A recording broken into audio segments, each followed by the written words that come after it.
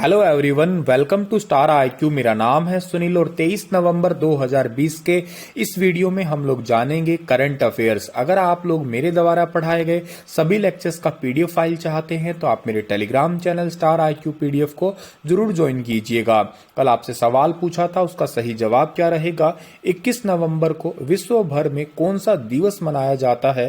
तो 21 नवंबर को दुनिया भर में दिवस मनाते हैं भाई।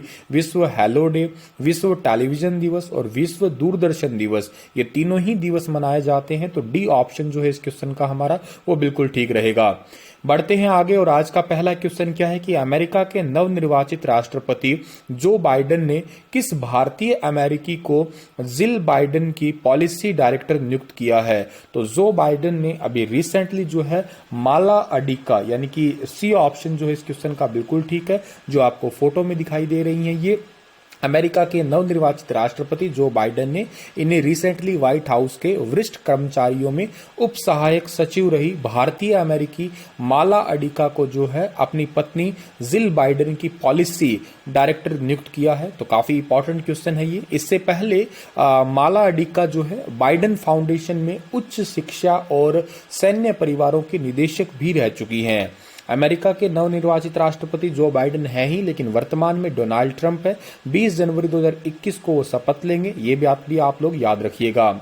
आगे बढ़ते हैं तो 1962, 1965 और 1971 के युद्धों में भाग लेने वाले मेजर जनरल R.N. छिब्बर का हाल ही में कितने वर्ष की आयु में निधन हो गया है? तो R.N. छिब्बर का अभी रिसेंटली जो है 86 वर्ष की उम्र में निधन हो गया। बी ऑप्शन जो है इस क्वेश्चन का हमारा वो बिल्कुल ठीक रहेगा। जो आपको फोटो में दिखाई दे रहे हैं यही थे R.N. छिब्बर, जिनका अभी रिसेंटली 86 वर्ष की उम्र में निधन हुआ।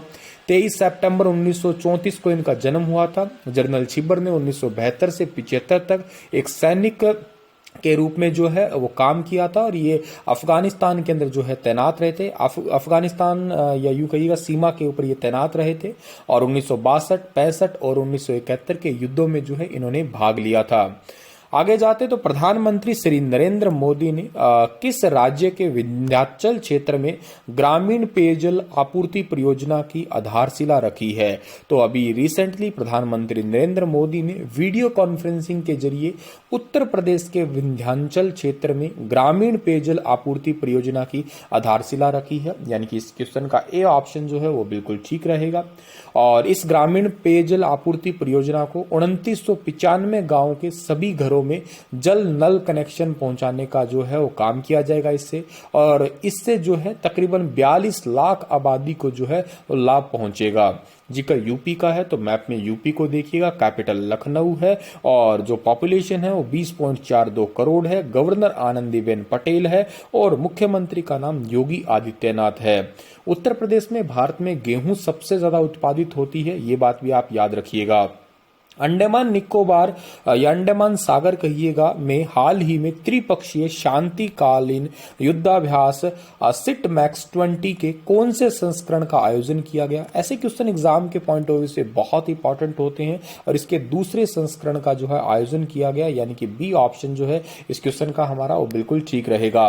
और इसका अंडमान सागर के अंदर किया गया है, ठीक है। SW कावेट कामोरोता और मिसाइल कावेट कमरमुख जो है इसके द्वारा किया गया है, और ये बात आप जरूर याद रखिएगा। थाईलैंड के त्रिपक्षीय शांतिकालीन युद्धाभ्यास सिट मैक 20 का जो है इसका दूसरा संस्करण। सर पहला कब हुआ था? तो पहला हुआ था सितंबर 2019 को हुआ था, पोर्ट ब्लेयर के अंदर हुआ था। पोर्ट ब्लेयर से कुछ दूर सागर के अंदर जो है आयोजित किया गया था इसका।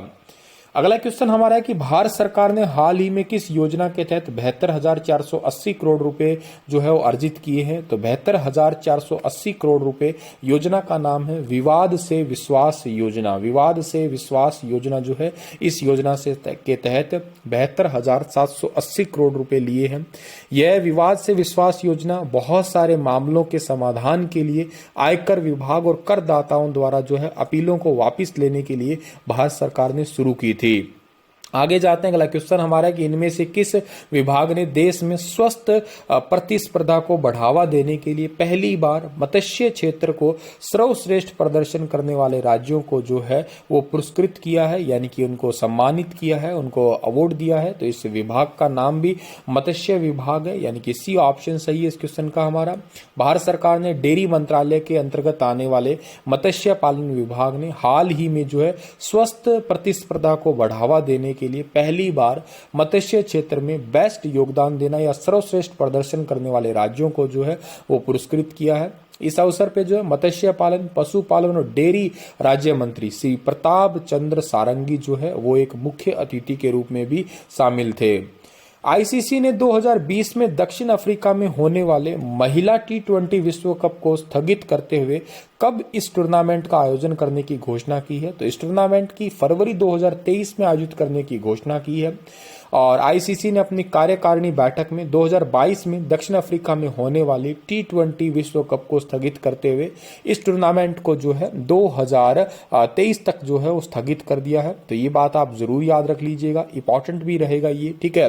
यह टूर्नामेंट 9 फरवरी 2020 को शुरू होगा और फाइनल मुकाबला 9 फरवरी 2023 को शुरू होगा और 26 फरवरी 2023 तक का जो है इसका फाइनल मुकाबला होने वाला है, ठीक है।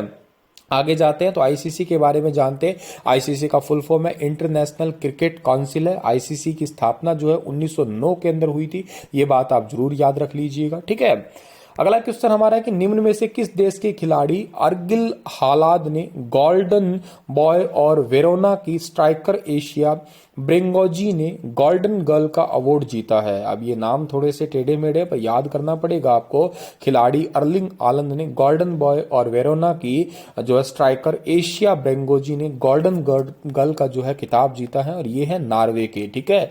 तो इस क्वेश्चन का सी ऑप्शन सही रहेगा आपका और आपको फोटो में दिखाई दे रहे हैं। नॉर्वे के 20 साल के खिलाड़ी अर्लिंग हालंद ने हाल ही में गोल्डन बॉय का अवार्ड जीता है और ये अवार्ड जीतने वाले पहले खिलाड़ी बन गए हैं। 2019-20 सीजन में 40 मैचों में 44 गोल किए, जिसमें से 10 गोल उन्होंने पहले चैंपियंस लीग के 8 मैचों में किए थे। और वेरोना की स्ट्राइकर एशिया ब्रेंगोजी ने गोल्डन गर्ल का खिताब जीता है। तो आपको जरूर याद रखना है। इस क्वेश्चन के बारे में जानते हैं। नॉर्वे की करेंसी क्या है? Norwegian krone. नॉर्वे की कैपिटल ओस्लो है, जहां पे नोबेल शांति प्राइज भी दिए जाते हैं।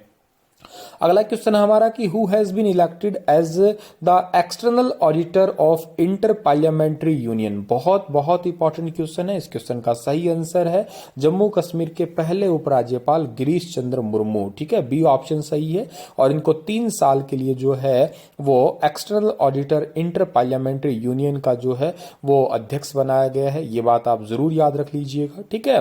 और ये भारत के 14th कैग अधिकारी भी हैं, ये बात भी आप जरूर याद रखिएगा।